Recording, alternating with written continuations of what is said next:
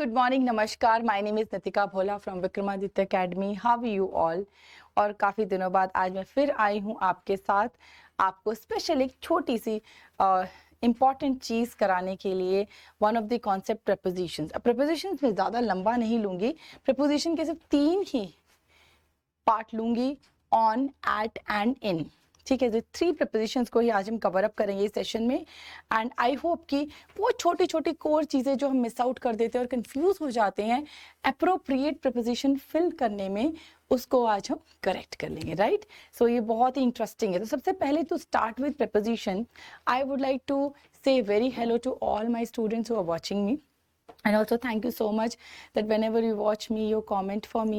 So I'm so thankful for your patience, your understanding and everything, right? And so I'm going to start my prepositions now.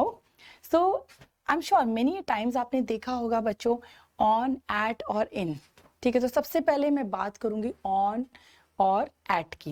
लेकिन उससे पहले भी आपको एक छोटी सी चीज़ मैं बताना चाहूँगी, दैट इज़ प्रपोजिशंस होती क्या हैं. So prepositions are those words in a sentence which tells the correct position, direction of the action happening और action doing by the subject. Right, suppose Radha is dancing on the stage. ठीक है, so Radha is what, a subject. ठीक है, so let me explain you दूसरे तरीके से. Just give me a minute. Yeah.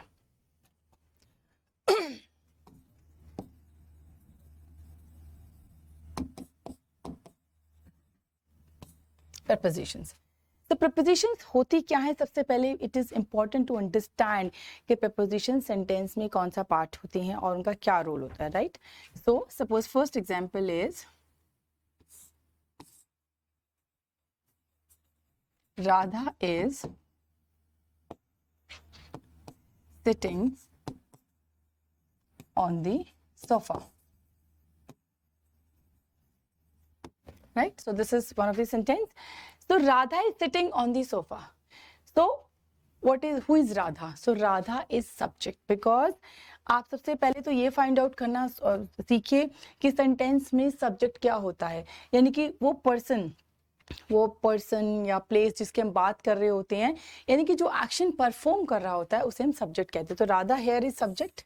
Right, then we have helping verb is, and what Radha is doing, Radha is acting, Radha is sitting. So Radha is performing in action. So क्या action है राधा का? Sitting. सो इसको हम बोलेंगे main verb. Right, अब देखिए Radha seat कर रही, राधा इज सिटिंग. अब वो कहाँ सिट कर रही है, उसका एक्शन कहाँ कंप्लीट हो रहा है? इस ऑब्जेक्ट पे जाके. तो ये हो गया आपका ऑब्जेक्ट जहाँ पे कि एक्शन एंड करता है. राइट, लेकिन उस एक्शन के एंड करने की करेक्ट पोजीशन, डायरेक्शन क्या है? So this word expresses preposition. So this word on means preposition. So हमको we have to find out from the sentence that इस sentence में preposition word कौन सा. So a word in a sentence which expresses the position, direction of the action happening on the object is preposition. ठीक है, तो हम जो action हो रहा है वो action exactly कहाँ हो रहा है वो specify करते हैं, वो express करते हैं, और वो जो word जो express करता है उसी को हम preposition बोलते हैं. Right, so let's move to another part. So आज जो मैं preposition कराने जा रही हूँ that is at and on. तो सबसे पहले हम सीखते हैं on preposition क्या होती है. देखिए very simple. सबसे पहले हम बात करते हैं, suppose I have this book, right? तो इस बुक के ऊपर let's say मेरा फोन है. right? If I'm keeping my phone on the book, it means कि जो फोन है ये इस बुक के सरफेस को टच कर रहा है. राइट, सो जब कोई भी चीज़, कोई भी ऑब्जेक्ट या कोई भी चीज़ जब सरफेस को टच करती है, चाहे वो लिविंग बीइंग है चाहे नॉन लिविंग बीइंग है, एंड सरफेस फ्लैट होना चाहिए. राइट, अगर मैं इसको बुक के ऊपर रखूं तो प्रपोजिशन क्या आएगी? The phone is on the book. Right, on the, यानी बुक के ऊपर है फोन. राइट, लेकिन अगर इसी फोन को मैं किसी प्लेट में डाल दूं, आप जो चपाती के लिए प्लेट यूज़ करते हैं या फूड के लिए जो प्लेट यूज़ करते हैं, तो प्लेट कभी भी फ्लैट नहीं होती. आप देखिए उसके जो चारों तरफ के जो उसके कॉर्नर्स होते हैं, एजेस होते हैं, वो कैसे होते हैं? थोड़े से ऐसे. हल्के से, है ना, ऐसे ही होती है ना प्लेट, प्लेट कभी ऐसे स्ट्रेट नहीं होती, plates are like this, right. So वो जो थोड़ा सा एक होलोनेस आता है उसके वजह से प्रेपोजिशन का पूरा सेंस चेंज हो जाता है। सो अभी जो फ्लैट सरफेस पे रखा है वो ऑन है, लेकिन जैसे ये थोड़ा सा सरफेस आपका होलो हो जाएगा, यानी कि एक छोटी सी एक हल्की सी एजिस से ये बाउंड्री ऐसे हो जाएगी, तो वो सेंस देगा इनकी, यानी कि फोन जो है वो प्लेट में है, प्लेट पे नहीं है, राइट। बिकॉज आप समझिए जितनी भी प्रपोजिशंस हैं वो सारी प्रपोजिशंस जो होती है पिक्चर पेंटिंग होती है, यानी हमें थोड़ा सा सेंस आउट करना होता है कि ये किसकी सेंस बना रही। तो propositions are all painting pictures, यानी कि आप कैसे अपने दिमाग में एक पिक्चर पेंट करते हो। तो जब भी कोई सेंटेंस आपके सामने आता है प्रपोजिशन फिल करने के लिए, पहले सेंसफुली सोचिए, पिक्चर पेंट करके देखिए कि अगर सपोज मैं एग्जाम्पल देती हूँ, लेट्स से मैं कह रही हूँ the chapati is dash the plate.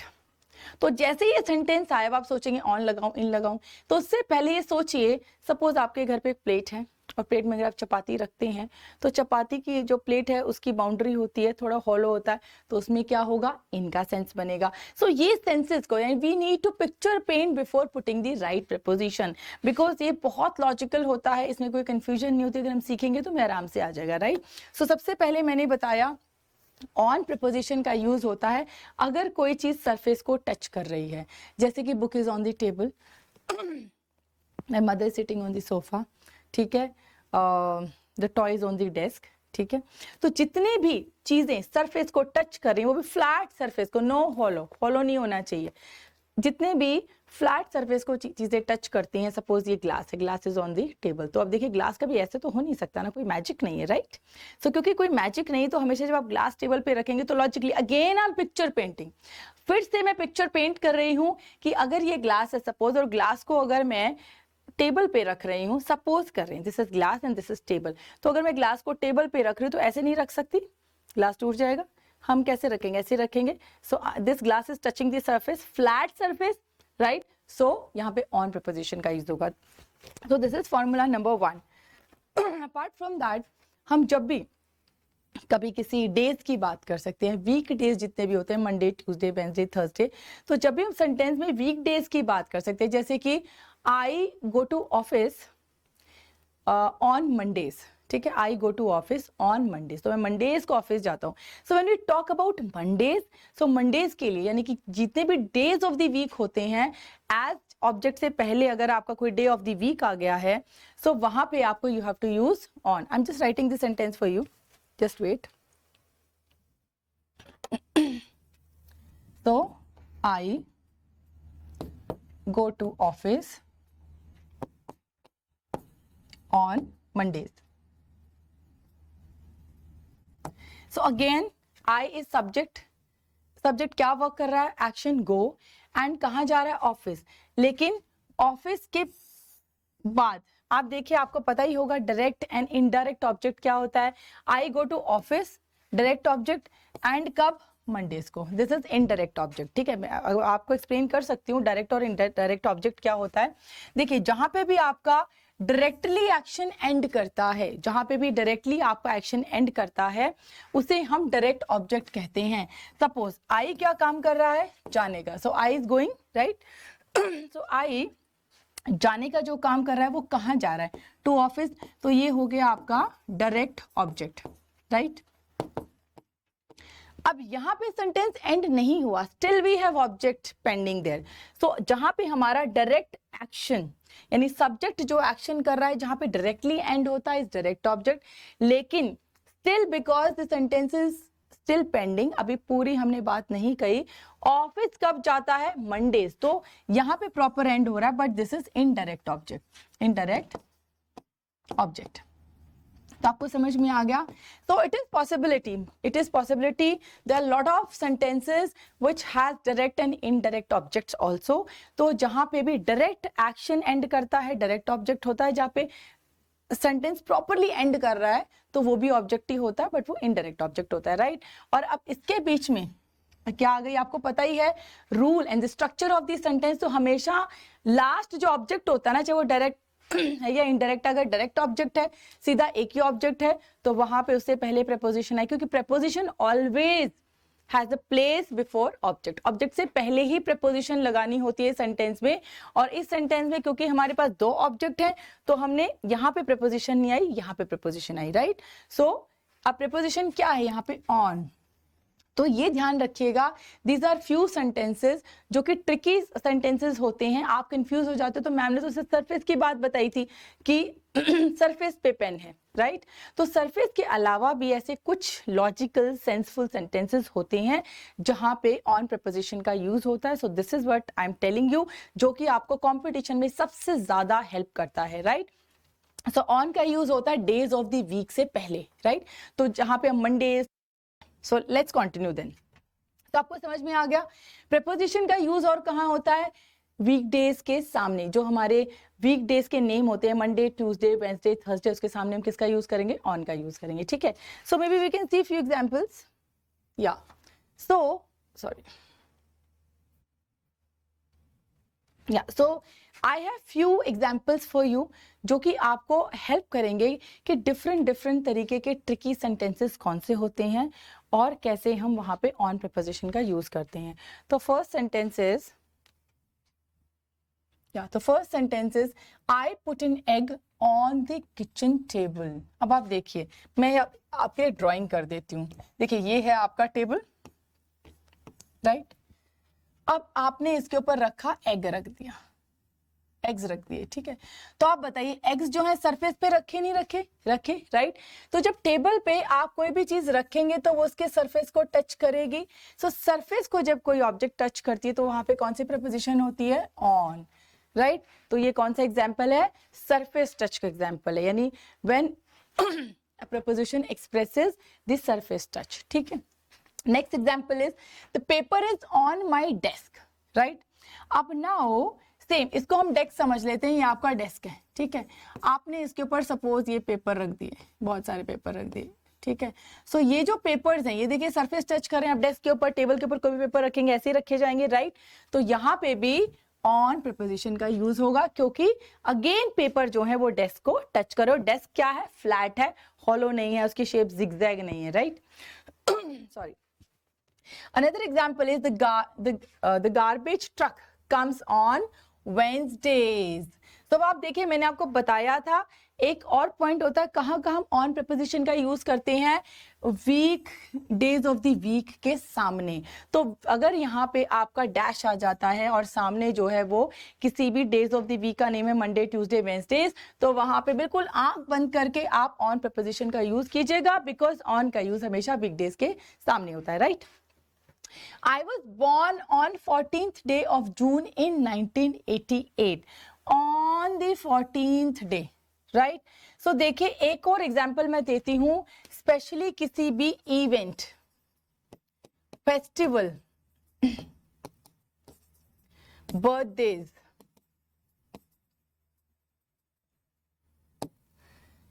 किसी भी इवेंट, फेस्टिवल्स, बर्थडेज के सामने ऑन प्रपोजिशन का यूज होता है। On the 14th day of June, तो 14th डे मतलब यहाँ पे क्या डेट है, तो हम कह सकते हैं डेट के सामने भी ऑन का यूज होता है। जैसे कि my birthday is on 31st में, मेरा बर्थडे 31st में पे आता है, तो वहां किसका यूज करेंगे, ऑन का।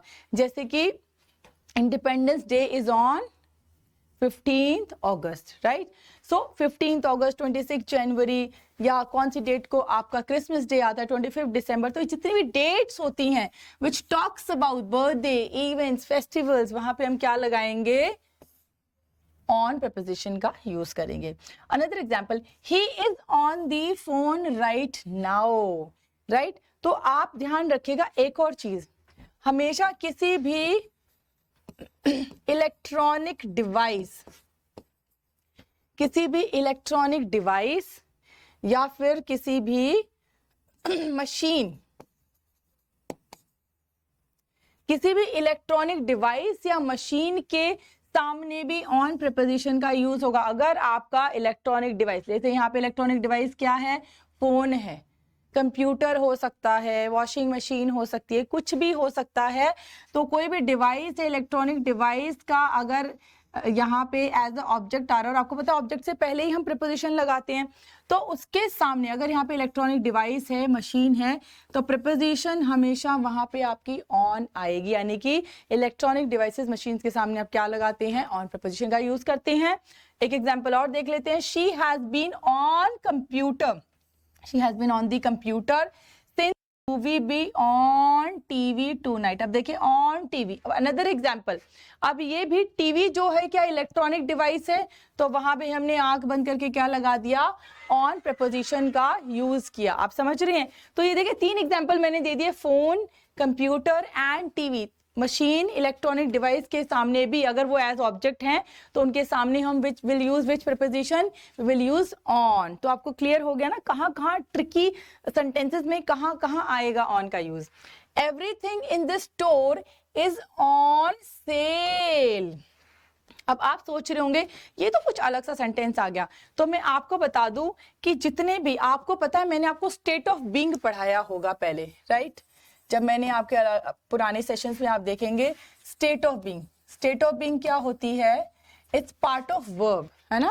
3 टाइप्स ऑफ वर्ब आपको कराई थी मैंने स्टार्टिंग में। एक्शंस 3 तरीके के होते हैं, mental action, physical action and state of being. Mental action वो ऐसा एक्शन जो मेरे दिमाग में चल रहा है बट मैं उसे बता नहीं पा रही हूँ, दिखा नहीं पा रही हूँ, राइट? ऐसा एक्शन जिसे मैं दिखा पा रही हूँ, जैसे क्लैपिंग। आप देख रहे हैं ना मैं क्लैपिंग कर रही हूँ, so this action is visible. I am eating, so eating is visible action. I am writing, it's a visible action. I am exercising, it's a visible action. So all these action which are visible, जो कि visible होते हैं, उनको हम physical action बोलते हैं, जो कि फिजिकली हम कर रहे हैं, राइट? मेंटल एक्शन होते हैं जो हमारे माइंड में तो चल रहे हैं मेंटली, बट हम उसको किसी को दिखा नहीं सकते और फिजिकल कोई एक्टिविटी नहीं हो रही, पर माइंड में हमारे सारे जो एग्जाम्पल जो प्रोसेस है वो चल रहे, सारे एक्शन चल रहे, जैसे कि आई एम थिंकिंग, तो मैं थिंक कर रही हूँ, तो थिंक क्या है, मेरे माइंड में चल रहा है, उसे कोई देख नहीं सकता, उसको फिजिकली मैं नहीं कर रही हूँ, right? And apart from that, assume, I am assuming, assume करना, प्रिटेंड करना, फील करना, ये आप फिजिकली करके नहीं दिखा सकते, but these are actions, you are doing it. कुछ तो आपका उसमें मोड चेंज हो रहा है ना, it is going in your mind. So all these actions are mental action. और तीसरा एक्शन होता है स्टेट ऑफ बीइंग, जिसके बारे में अभी बात करेंगे because it is connected to this proposition. So state of being वो एक्शन होता है जो कि है, किसी चीज का कहीं पे एग्जिस्ट होना भी एक एक्शन होता है। सपोज अब मैं आपके सामने यहाँ पे वीडियो सेशन दे रही हूँ, आपको टीच कर रही हूँ, तो क्या मैं 24/7 यहाँ पे होती हूँ, स्टैंड होती हूँ? नहीं। क्या 24/7 टीचिंग कर रही होती हूँ? नहीं। कहीं ना कहीं मेरी जो एक बॉडी है वो यहाँ से दूसरी जगह पर चेंज होती है, यानी कि मैं यहाँ से जाने के बाद घर जाती हूँ, बैठती हूँ, सोती हूँ, उठती हूँ, then I come back to office, right? ऐसा ही है।